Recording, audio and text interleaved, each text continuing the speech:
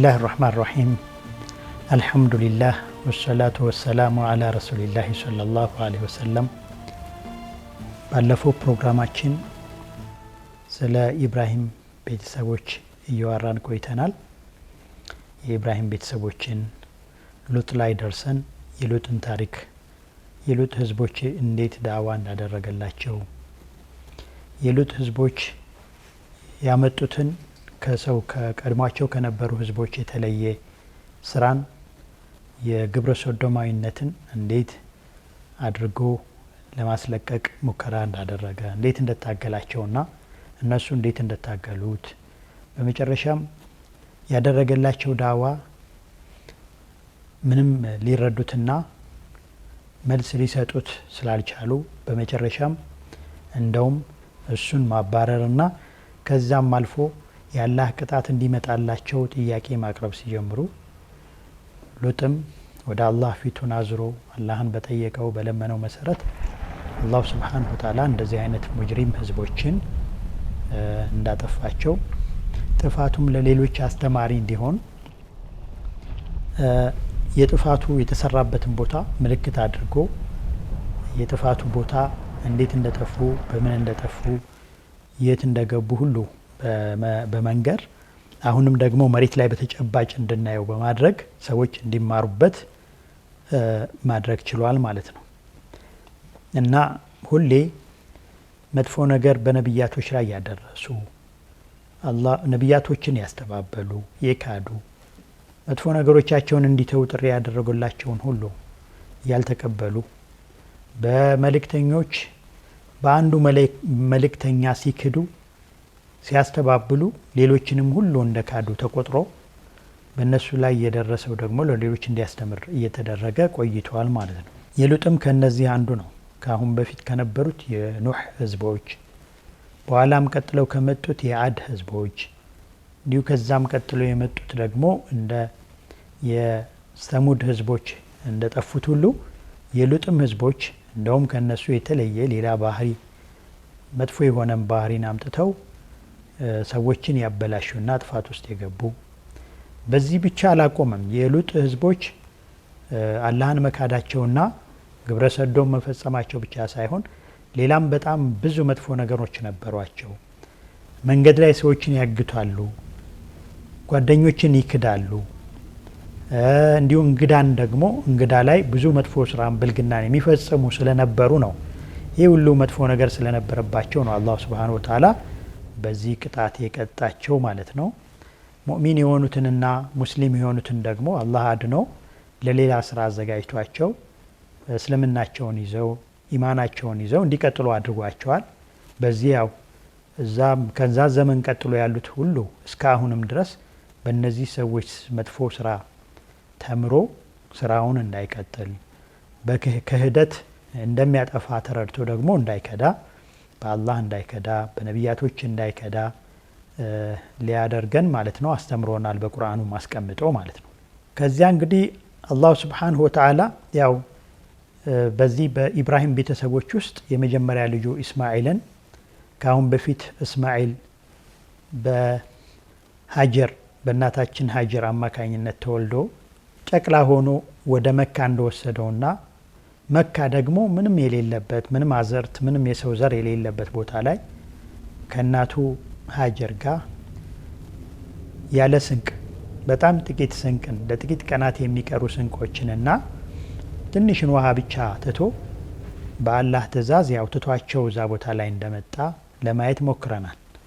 እዛ ቦታ ላይ የተተወው እስማኤልም ያው አላህ ሱብሓነሁ ወተዓላ እናቱ ኢብራሂምን ባለችው መሰረት እንግዲህ በአላህ ትእዛዝ ከሆነ እዚህ የጣልከን አላህ አይተወንምና አላሁ ስብሓነሁ ወተዓላ አይተወንም በማለት እንዳለችው ሁሉ አላህ ሳይተዋቸው እስማኤልንና ሀጀርን ማለት ነው። እዛ ቦታ ላይ ደግሞ የዓለም ህዝቦችን ሊሰበስብ የሚችልን ዛሬ ያው ዘምዘም በእሱ አማካኝነት ያው በኢስማኤል ረሃብ በሀጀር ጥማት አማካኝነት እዛ ቦታ ላይ እዛ በረሃ ላይ ምንም አዘርት የሌለበት ቦታ ላይ እንዲፈልቅ በማድረግ ያ ውሃውን አውጥቶላቸዋል። ያ ውሃ በዛ ውሃ ሰበብ ደግሞ ሰዎች በዙሪያቸው ተሰባስበው እንዲኖሩ በማድረግ ከተማን እንዲመሰርቱ አደረጋቸው ማለት ነው። ኢስማኤል የነበረበትን ማለት ሀጀር እናቱ ጋር የነበረበትን ቦታ መካን እንዲያቋቁምና እንዲያነጽ ከተማዋን እንዲመሰርት ሆኗል፣ ሰበብ ሆኗል ማለት ነው። አላሁ ሱብሓነሁ ወተዓላ እንደዚህ አድርጎታል። ያው ኢብራሂም ከዚያ በኋላ ያው እስማኤል እያደገ አቅመ አዳም ከመድረሱ በፊት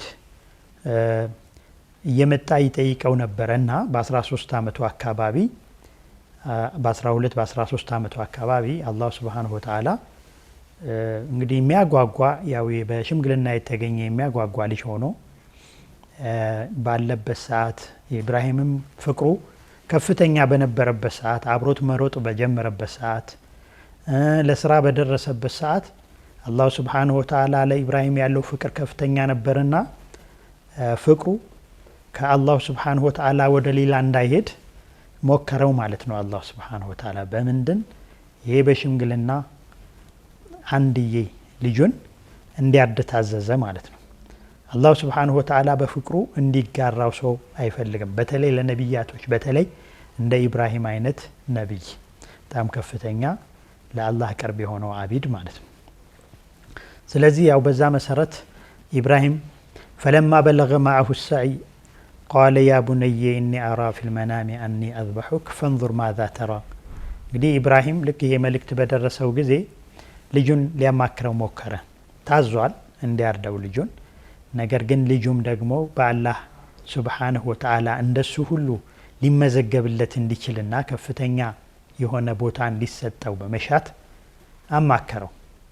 እኔ በአላህ እንግዲህ ታዝዣለሁኝ፣ ሳርድህ በህልሜ አይቻለሁ፣ የነቢይ ህልም ደግሞ ትእዛዝ ነውና ምን ትላልክ በማለት አቀረበለት ጉዳዩን ማለት ነው።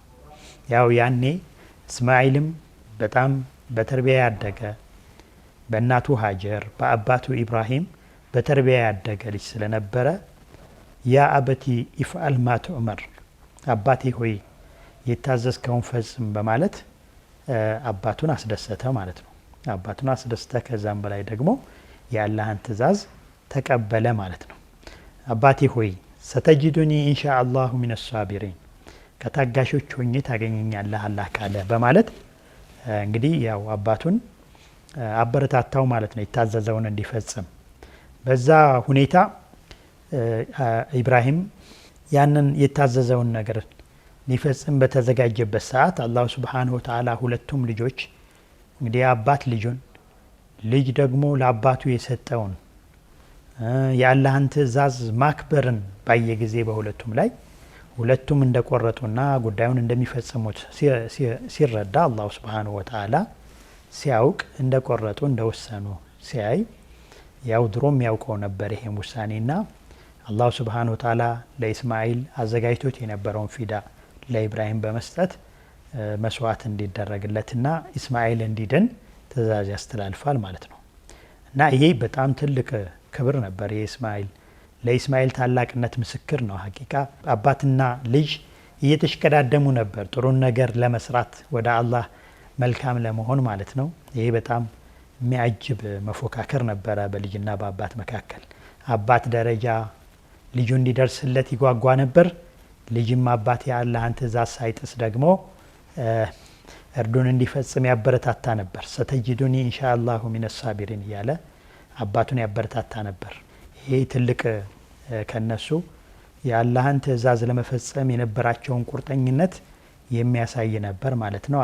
አላሁ ሱብሓነሁ ወተዓላ ይህን ስራውን በማየት ወዝኩር ፊል ኪታቢ ኢስማዒለ ኢነሁ ካነ ሷዲቀል ወዕዲ ወካነ ረሱለን ነቢያ በማለት ያ ሁሌ እንዲታወሱ እስማኤል እንዲዘከሩ አላህ በቁርአን ውስጥ በዚህ አይነት መልኩ ነው ኢነሁ ካነ ሷዲቀል ወዕድ፣ የገባውን ቃል ኪዳን የሚያከብር የገባውን ቃል የሚያከብር የተናገረውን የሚያከብር ቆራጥ ስለሆነ በመጽሐፍ ውስጥ ሁሌ አስታውሰው እያለ አላሁ ሱብሓነሁ ወተዓላ ያው ቁርአን ውስጥ አድርጎ ሁሌ እንድናስታውሰው ሁልጊዜ እሱን ታሪክ እንድናየው አድርጎናል ማለት ነው። ወካነ ረሱለን ነቢያ፣ ነቢይም ነው መልእክተኛም ነው።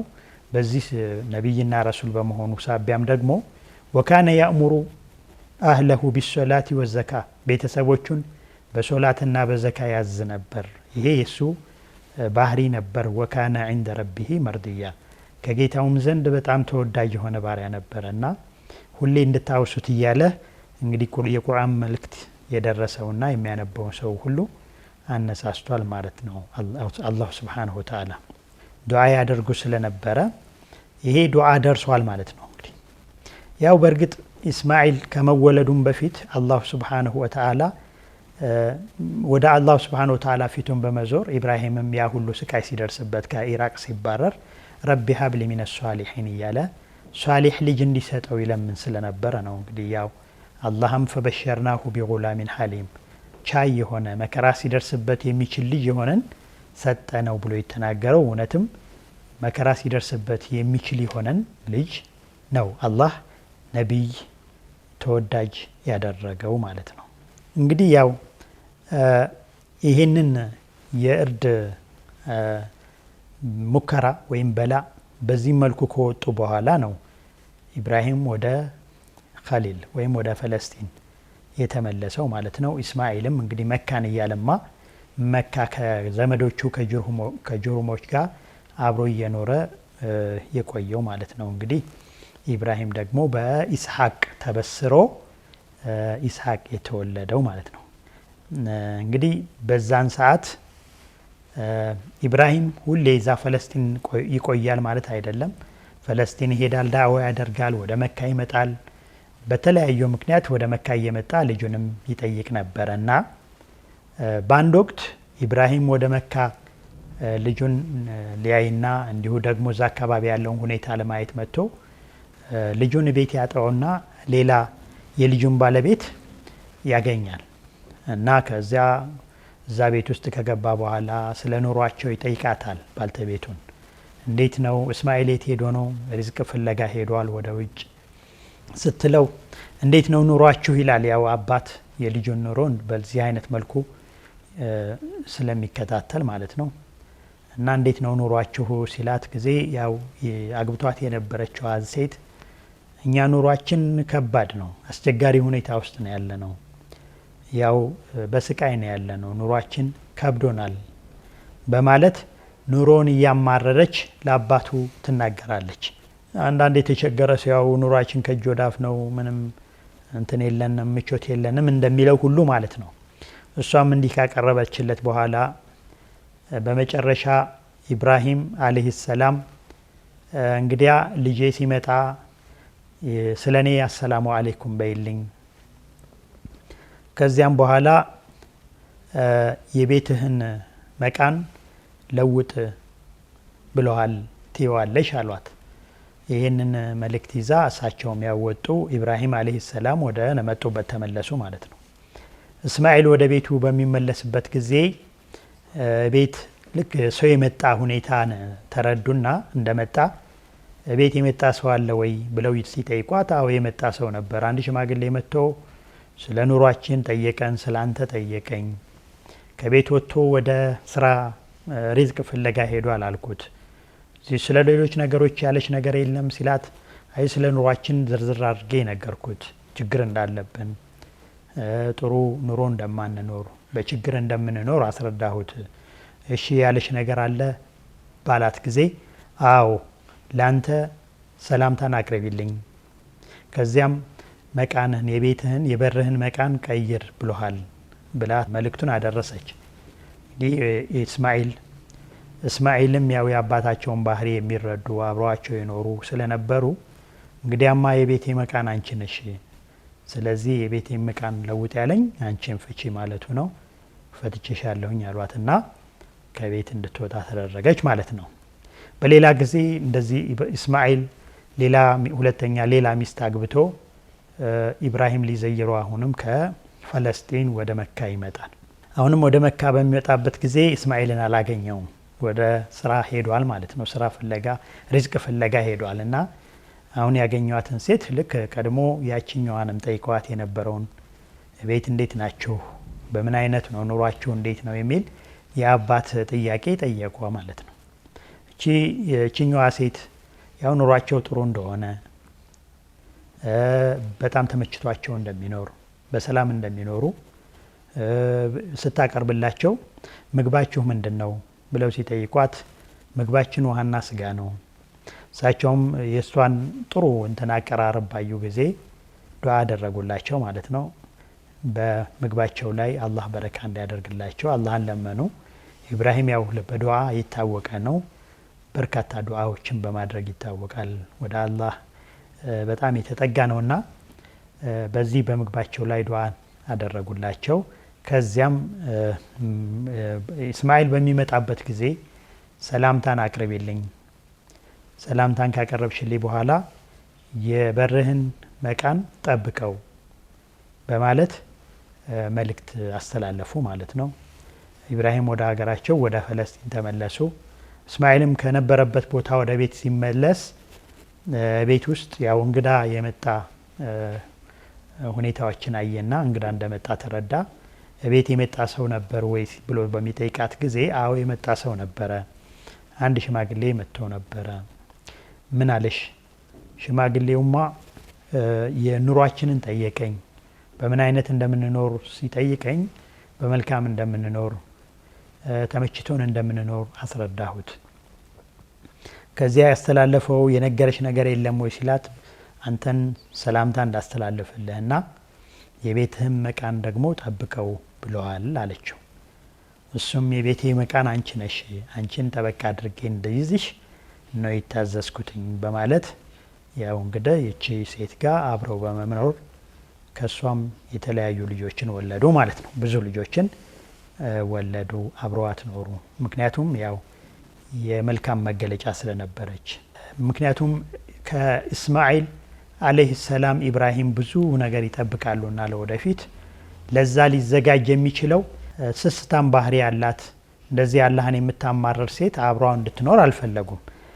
ምክንያቱም ከእስማኤል የሚጠብቁት ልዩ ደግሞ ከቤተሰቦቻቸው የሚጠብቁት ኢብራሂም ቸር ነበሩና የሌላቸውንም የሚሰጡ ያላቸውን የመጨረሻ ነገር እንኳን መስዋዕት የሚያደርጉ ስለነበሩ የእሳቸው ቤተሰብ የዛ አይነት ባህሪ እንዲኖረው እንጂ ስስታም ቤተሰብ እንዲሆን ስለማይሹ ልጃቸውን በዚህ መልኩ እንዲኖር ስለፈለጉ ያችኛዋን ሴት እንዲለቅና ሌላ ሚስት አግብቶ እንዲኖር ያው ያደረጉት መልእክት ጥሩ ቦታውን አግኝቶ ነበር ማለት ነው። ስለዚህ በዚህ መልኩ እስማኤል እየኖረ እያለ እንግዲህ ትልቅም ሆኖ መካ ያሉትን ሁኔታዎች መካን ኢዕማር እያደረገ ሰዎችን ዳዋ እያደረገ ባለበት ሰዓት በሌላ ጊዜ ኢብራሂም አለይሂ ሰላም ወደ መካ መጡ። እስማኤልን አገኙት። እስማኤል በጣም ያው አባቱ ስለመጡለት ደስ ብሎት በዚህን ሰዓት ያው ኢብራሂም ልክ መጀመሪያ እርድ ለማረድ ሲመጡ እንዳማከሩት ሁሉ አላሁ ስብሓነሁ ወተዓላ አዞኛል ብለው አቀረቡለት፣ ሀሳብ አቀረቡለት። አላሁ ስብሓነሁ ወተዓላ አዞኛል ባሉት ጊዜ የአላህን ትእዛዝ ፈጽም አባቴ አላቸው። ዝርዝር ሁኔታ ውስጥ አልገቡም። ታግዘኛለህ አላህ ያዘዘኝን ነገር ለመስራት ብሎ ባሉት ጊዜ አዎ አግዝሃለሁኝ አባቴ ሲላቸው እንግዲያማ እዚህ ቦታ ላይ የአላህን ቤት እንደገነባ ታዝዣለሁ። ስለዚህ የአላህን ቤት በመገንባት አንተም ታግዘኛለህ ማለት ነው አሉት። እሱም መርሃባ የአላህን ቤት ለመገንባት የታዘዝከውን ለመስራት እኔም አግዝሃለሁ በማለት ቃል ገቡላቸው ማለት ነው። በዚህ መሰረት እንግዲህ ቤቱ ግንባታ ተጀመረ ማለት ነው። ይሄ ቤት ያው ከአሁን በፊት የነበረ በአደም አለይሂ ሰላም የተገነባ በጊዜ ርዝመት በጊዜ ቆይታ የጠፋ እንጂ አዲስ የሚገነባ አለመሆኑን አላህ ሱብሓነሁ ወተዓላ በቁርአን ወኢዝ የርፈዑ ኢብራሂሙ ልቀዋዒደ ሚን አልበይት ወኢስማዒሉ ረበና ተቀበል ሚና በማለት ነግሮናል። ማለት እንግዲህ መሰረቱን ነው ከፍ የሚያደርጉት። ስለዚህ አዲስ ግንባታ አይደለም ከአሁን በፊት የነበረ ግንባታ ነው የሚሉት ዑለማዎች ብዙ ናቸው ሐቂቃ። ስለዚህ ያው ኢብራሂም ከዛ ላይ ተንስቶ ግንባታውን ጀመረ ማለት ነው።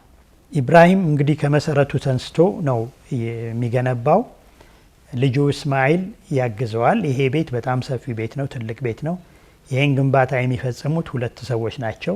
አላሁ ስብሓነሁ ወተዓላ በሰጣቸው ቁዋ ያው ዛሬ የሚታየው ካዕባ በሁለት ሰዎች የተገነባ ነው። እንደውም ብዙ ጊዜ የእድሳት እየተደረገለት እየጠበበ መጥቶ ማለት ነው። ያው ይሄንን የምናየው ከነብዩ አለይሂ ሰላቱ ወሰላም በአይሻን እንዳሏት ይሄንን ቤት እኮ አፍርሼ ኢብራሂም ከተነሳበት መሰረት ላይ ማድረግ እፈልግ ነበረ፣ ነገር ግን ዘመዶችሽ አዲስ ነገር አመጣ ያልነበረን ነገር ሰራ ብለው አዲስ ስለሆነ ያመኑትም ቢሆኑ ያላመኑትም ሌላ ችግር እንዳያመጡ ፈርቼ እንጂ ኢብራሂም በተነሳበት መሰረት ላይ ተንስቼ ገነባው ነበር በማለት የኢብራሂም ካዕባ የገነባው ካዕባ ከዚህ የተለየ ሰፊና መሰረቱ ትልቅ ጽኑ እንደነበረ የሚያሳይ ንግግር ለአይሻ ረዲየላሁ ዐንሃ ተናግረዋል ማለት ነውና አሁን እንኳን የሚታየው ካዕባ ሁለት ሰው የሚገነባው ህንጻ አይደለም። በጣም ትልቅና እንደውም ቁረይሾች በነበረበት መገንባት የተሳናቸው ያን የሚያስፈጽሙበት ጉልበትና ገንዘብ ስላልነበራቸው ነው። በርካታ ሆነው በሺህ የሚቆጠሩ ሆነው ማለት ነው።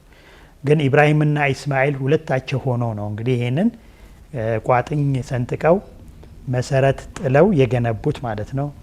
እስማኤል ድንጋይ እያጋዘ አባት እየገነባ በጣም ከፍ ሲልባቸው ድንጋይ እያደረጉ ያው ዛሬ ከፍ ይሉበትና ያንጹበት እንደ መሰላል ይጠቀሙበት የቆሙበት የነበረው ኢብራሂም ቦታው መቃመ ኢብራሂም ተብሎ ሁሌ እንዲዘከር አላህ ሱብሓነሁ ወተዓላ በሐጅ ስራ እሱ አጠገብ መዝከር ዒባዳ ትልቅ ዒባዳ እንደሆነ የተገለጸበት ሁልጊዜ እንድናስታውሰውና እንድናየው የተደረገበት ነውና ይህን ግንባታ ከፍ በሚያደርጉበት በሚገነቡበት ጊዜ ደግሞ በተውሂድ እንደገነቡት ረበና ተቀበል ሚና ኢነከ አንተ ሰሚዑል ዓሊም እያሉ ዱዓ እያደረጉ እንደሰሩት አላህ ሱብሓነሁ ወተዓላ ይገልጽልናል። አሁንም በርካታ ዱዓዎችን ያደርጉ ነበር። እንግዲህ የፈጀባቸውን ዘመን አናውቀውም፣ በርካታ ዘመን ሊሆን ይችላል። ግን በዚሁ ዘመን ብዙ ዱዓዎችን ብዙ ዒባዳዎችን እየሰሩ እንደገነቡት ረበና ወጀዐልና ሙስሊመይን ለከ ለአንተ ሙስሊሞች አድርገን እያሉም አላህ ሱብሓነሁ ወተዓላን ይጠይቁ ነበር በግንባታ ወቅት። እንግዲህ ከሙስሊሞች አንደኛ የነበሩት ሰዎች አላህን እስላም እንዲያደርጋቸው ሙስሊም እንዲያደርጋቸው አላህን ይለምኑ ነበረ።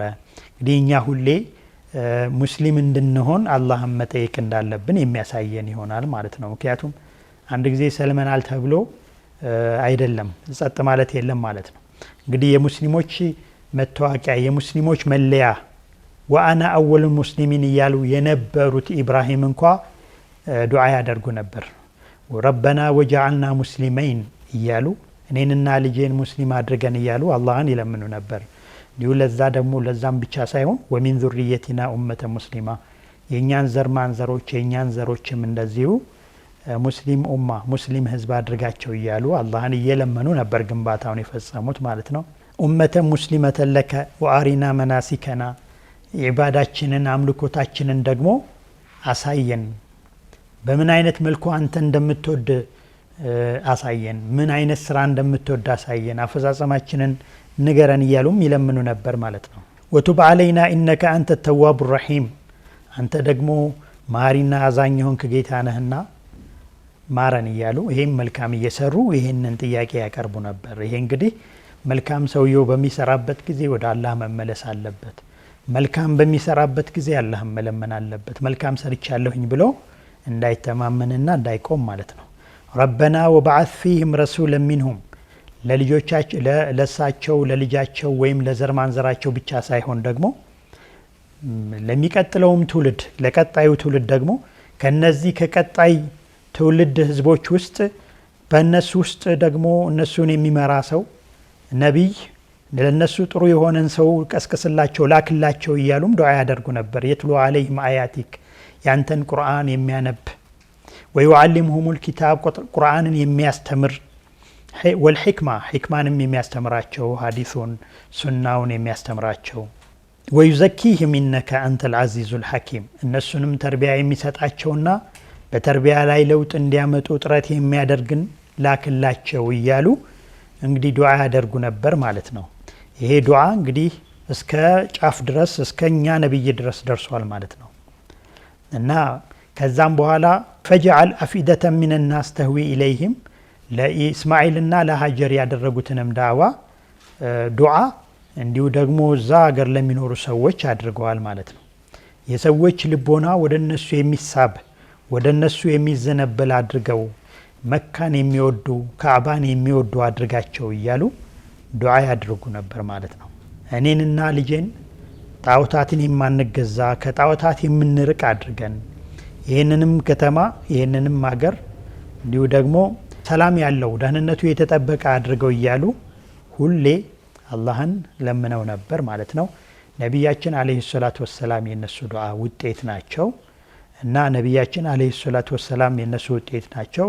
እስማኤል አለይሂ ሰላም እንግዲህ የእሳቸው አያት ነው ማለት ነው። እስከ የመጨረሻ አያታቸው ነው ማለት ነው ከኢብራሂም በኩል እና ኢስማኤል ትዕግስተኛ ነበሩ። ኢስማኤል ለአላህ ትእዛዝ የሚሰጡ ነበሩ። እስማኤል ቃል ኪዳንን አክባሪ ነበሩ። ቤተሰቦቻቸውንም በሶላት ዘካ በማውጣት የሚያዙ ይሄ በዚህ በባህሪ የታነጹ ቃላቸውን የሚያከብሩ ቃል ኪዳን የገቡትን ነገር የሚወጡ ታላቅ ነቢይ ነበሩ። በቀጣይ ከነሱ ቤተሰብ ሌላኛውን እስከምናይ ድረስ ለዛሬ በዚህ በቃናል። ጀዐለኒ አላሁ ወኢያኩም ሚነ ለዚነ የስተሚዑነ አልቀውለ ፈየተቢዑነ አሕሰን። ሰላሙ አለይኩም ወረሕመቱላሂ ወበረካቱ።